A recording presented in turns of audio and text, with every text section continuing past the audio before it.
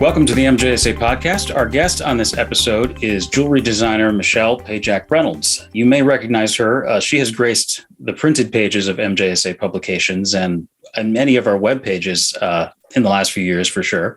And Michelle specializes in designs, in handcrafted designs using a variety of gemstones and pearls and ethically sourced precious metals, all from her studio in Ohio. And in fact, you can find an example of Michelle's latest work, which is her Mira collection. That's going to be in the current November 2021 issue of MJSA's journal. That's the source book edition that we have out. And you can find a link to that and everything else that we're going to chat about today in the show notes at podcasts.mjsa.org. So, Michelle, welcome. Well, thank you for having me. We're glad to have you here. Yeah. Before we jump into some of the tips that you were going to share with us today, just wanted to talk for a second about the new collection. In following you on social media, it seemed like this new line really sort of took you, not just took a while to obviously bring it to fruition, but literally took you into the process of mining for the materials that you used for it. Do you want to talk about that a little bit? Yeah. So the Mira collection features Herkimer diamond quartz crystals that I mined with a group of my girlfriends at the Ace of Diamonds mine in Herkimer, New York in September 2019. So Mira was supposed to come out spring of 2020, but the world went upside down, so that got delayed. And in addition to featuring gemstones that we mine together, there's also recycled sterling silver and fair mined 14 karat gold in the collection. My main specialty is small collections of one-of-a-kind designs. So this collection has 9 designs in it, and all done by hand, nothing casted or prefabricated. So when I say it's handmade, it's handmade. We thought it'd be a good idea if you could share with us 5 or so of your favorite tools, or the tools that you go to the most when you're working at the bench, and what works best for you, what's new. So if you want to take us through, we can start with whatever you've chosen as number 1 here. So in no particular order officially. Sure. Oh yeah, because it's like picking a favorite tool is like picking a favorite kid. Right. So good thing I only have one biological child. There you go. That's a good point. Yes. Lots of jewelry children, but So when I was working on the Mira collection, the entire collection, in addition to being inspired by the materials, is also inspired by ancient stone circles and those ancient landscapes. So I wanted that kind of rustic, almost like an archaeological find look to it. And the pieces, so the inspiration for the pieces is from like aerial photography from like Stonehenge and other stone circles around the world. So the tools that I used in that, influenced how that would look. My number 1 tool, it's a set of tools because it's 4 pliers. So is the Lindstrom RX ergonomic pliers set. I've had this set for, almost 20 years now. So when your tools are almost old enough to drink. But yeah, I love this set. So I got this set. My very first collection is the Petals collection, which you can see if you go to the collections page of my website and look all the way down at the bottom. It's there. And so at that time, I was doing a lot of like beaded and textile pieces and doing a lot of crimping. Well, when you crimp thousands and thousands of those little crimps in a single piece, you end up with like terrible thumb and carpal tunnel pain. So I bought this set then, and it's been my go-to. Like I use those pliers in some form every day. So that's my number 1 tool. And I've talked about it in the MJSA Secret Shop Weapons book and all of that. So if people want to know more about that, I've even written about it on the journal page of my website. So you can see that there. We'll definitely link to that stuff as well. So I can send you all of that. My other number 1 tool that I've almost had as long as those pliers is the little mini blazer butane torch. So my studio has always been in my home, and I've always been nervous about having, tanks and hoses and all of that stuff that can go, wrong. And I have pets and I have a daughter. So, and she likes to run off with my tools. So I like having this little tool that I can hide where she can't get it. So yeah, it works great for the small things that I do. I use it for all kinds of stuff. My splurge last year, because my jewelry community was so supportive of my work last year, as challenging as it was a good year for jewelry sales. And so I knew I needed to upgrade my jeweler's saw, because for the mirror collection, it has a lot of intricate hand pierced details. And the saw that I've had since my undergrad days, circa late 90s at Kent State University, just wasn't going to cut it because it was going to make me crazy working with that saw. So I got the new Concepts titanium birdcage saw. And what I love about this saw is it has, not only can you pivot the blade so that when you're working the saw frame. So I've had terrible eyesight since I was little.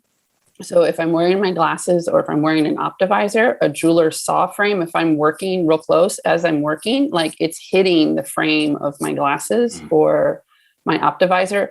So what's wonderful about the new Concept saws is it has these little adjustable points where you put your saw blade in. So I can actually pivot the saw frame like 45 degrees out from where I'm working. So it's not smacking me in the face. Right. Very important. Very important little feature. Yeah. You don't want to beat yourself. Artists beat themselves up enough over their artwork. We don't need our tools adding to that. Right. And you're not doing work where, you could say, I'll just stand 6 feet back here. I'll be fine. It's more complicated than that. Yeah, I need to be my nose needs to be about 3 inches from my work in order for me to focus on it. And the other thing I love about that saw is that at the top of the frame, it has this tension setting. So where like my old saw, what I would have to do is I would have to put the frame like up against my jeweler's bench and kind of push on it to set the tension, because it's a two-handed operation and I needed to like push the edges of the frame together against my bench. But when you're doing, say, a piece with over a dozen little hand-pierced details, that gets really annoying really quickly. So with the new Concepts one, all I have to do is just switch the blade to the new spot that I'm going to pierce out and just tweak the tension. And it's super easy. So totally worth that investment. This actually leads to sort of a good question. I think that a sort of a side angle to this, which is with something like that, where did you first kind of discover that? And I guess in tools in general, is it something that you're wondering sort of where you get your ideas in terms of, or your suggestions for new things and new tools to try? Is it something that it's things that you read about? Is it other jewelers that you talk to, trade shows? I mean, which obviously have been a little bit, at least in the last couple of years, few and far between, but a little different. Yeah. Just wondering where some of that comes from. So where you discovered something like that. It's all the above. And I actually years ago, I think a couple years before I became a member of MJSA. So I've been a member of MJSA since 2009. So yeah, circa early 2000s. I became friends with Brian Meek, who is now the owner of New Concepts. And at the time that he was working with the founder of the company, I met him at a jewelry conference. And he was talking about this they were trying to change, because a lot of jewelers would get frustrated by the very process I described with my, first jewelry saw. And so and I can't think of the gentleman's name. I can picture his face. I think it's Lee Stevenson, but I could be wrong. So don't quote me on that. I can picture his face on the about page of their website, but he and Brian were working on this saw, and I always remembered it because it was so cool. And it was pricey. It's over, for the one that I got, it was like over $200. And so I was like, oh, am I going to do this enough? Am I going to, because I acquire tools as the collection that I want to create dictates. Like I have lots of friends who are tool junkies, and I totally get it. But I have a small space. Mm-hmm. And while I could totally hoard a bunch of tools, that's also a pile of money sitting on your workbench. And it's not going to be a dust collector for me. So I only buy them as I need them. And I'm sure that I'm going to get a return on my investment in working with it. And if I say maybe I need something just as a one-off thing, like my community of jewelry friends might have that tool. And with a little bribery or, bottle of wine or some chocolates, they might let me borrow it for a few days. Right. Right. That was going to be my next question was you're occasionally going to run into things probably here and there that you're not quite ready to invest or need to invest in, but that's certainly one way to do it. Yeah. Yeah. Cause and my husband's a semi-truck mechanic. So he's always like, don't lend your tools out. I said, certain things I will do that. Other things, no. Right. Right. So I knew about that saw and I was like, you know what, if this is going to make my life easier and have me not throw the collection against the wall in frustration. So yes. that $200 was definitely worth it. The other thing I treated myself to last year was the drill press attachment base for my Fordham flex shaft. Because again, doing all that intricate piercing work for people who may be viewing this who are not jewelry designers or makers, when you do a hand-pierced pattern in a piece of jewelry, you have to drill a tiny little hole first because that little hole is where your saw blade's going to go. So trying to drill that hole straight, especially if you're doing multiple ones, is very challenging. Just trying to maneuver, a handpiece. So the drill press again made life easier. So I got that last year, and also my other new favorite thing is the Luxi LUXI brand of jewelry polishing compounds. I found they're much easier to clean off my pieces because they're plant-based oils. So if you're someone who is vegan or trying to adopt a plant-based lifestyle, and you want to incorporate that also in your studio practice, those are really awesome compounds and they work great. I got the sampler set from Rio. So I was like, oh, let me try all these things. I'm really happy with it for what I'm working with.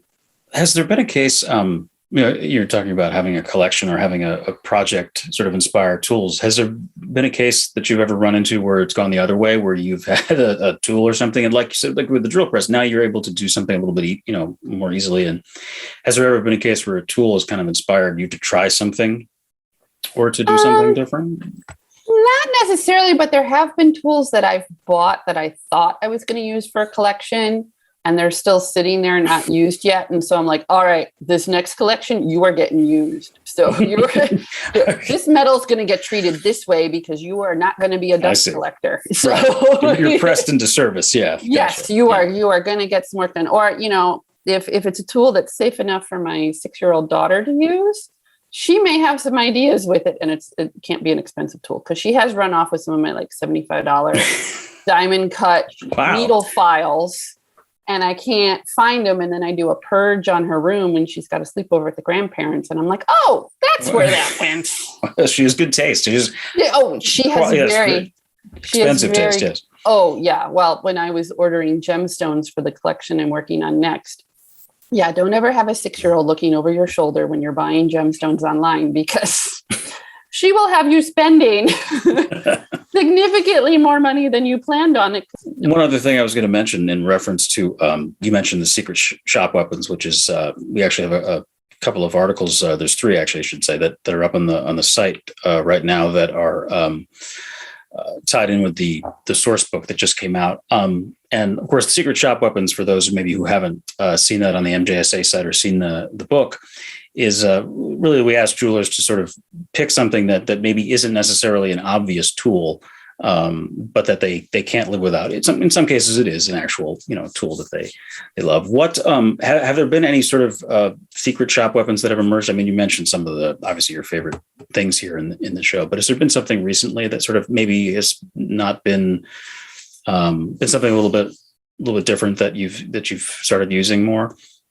Not putting you on the spot with this. I'm sorry. Yeah, that's okay. Not in particularly as like a tool, but in reflecting, on the past year since my whole studio practice, like every other jewelry artist out there like got turned upside down, and so many people were reevaluating what they were doing and why, across all kinds of fields. Like the thing I can't live without in my studio practice is my local library, because my collections, I don't just design things to be pretty. There's always a backstory and tons of research. So like when I was researching for the Mirror collection, I was going through books and books and books about not only the archaeological research connected with all the ancient landscapes and standing stones around the world, but also the mythology and the legends and the lore connected with it, and some of the history of those sites. And now as I work on, my upcoming yet to be named collection, I've got tons of books on order from my library and reading about different legends and lore about another subject. So like that has been like really, and it's something I didn't think about till my library closed. Spring of 2020, like the library I'm like, I didn't like the things you take for granted that you just didn't realize you were taking for granted. So I'm like, if I can get to the gym and work out when the weather's bad, my library can stay open and my kid can get to school. Right. I'm good. Right. Like I can do anything. I can make it work. I've got enough supplies on hand because I've hoarded things for years. Like I'm good. Like I don't even need the internet. Like just give me a book.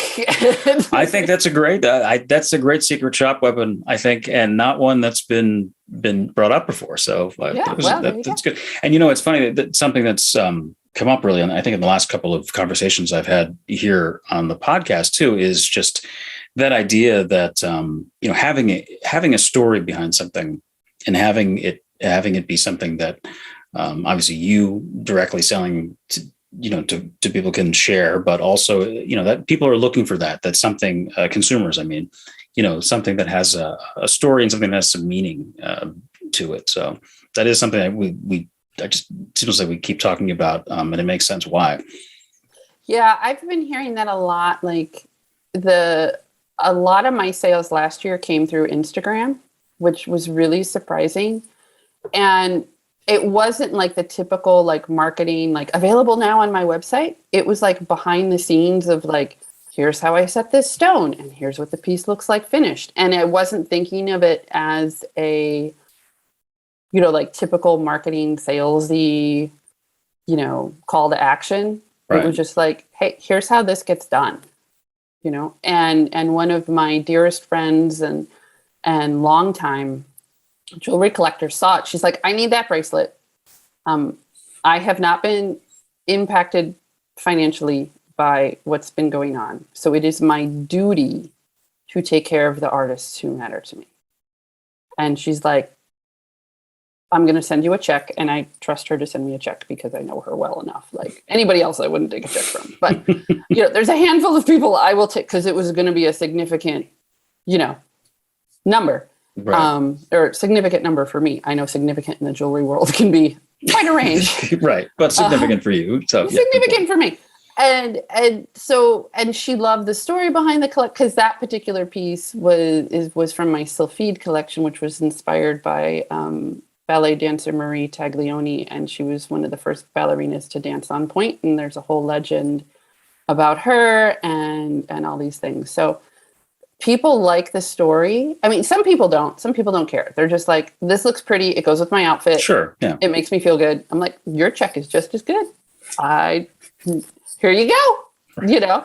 And then there's other people like my friend who I just talked about. She's an art collector. She wants the story. She wants the certificate of authenticity. She wants everything documented because her plan is to donate portions of her collection to various museums. So she wants all of that. So story matters. Absolutely. I think that's probably a good stopping point, unless you have something that you want to. I would say if people are looking for a holiday gift and they have a jewelry student on their gift list, that they need to get a copy of the Secret Shop Weapon so that student knows how to build their studio. There you go. I second that. I figured you would. Yeah. Michelle, thank you for joining us. And especially for those of you listening to the audio version, head over to podcast.mjsa.org and we'll have links to everything that Michelle's discussed in the show notes on all of this. And we will have to have you back on once this new collection to be named is ready to go, and we can discuss some of your design inspiration behind that. Absolutely. It'd be a good conversation to have. So thank you again. Oh, you're welcome. Anytime.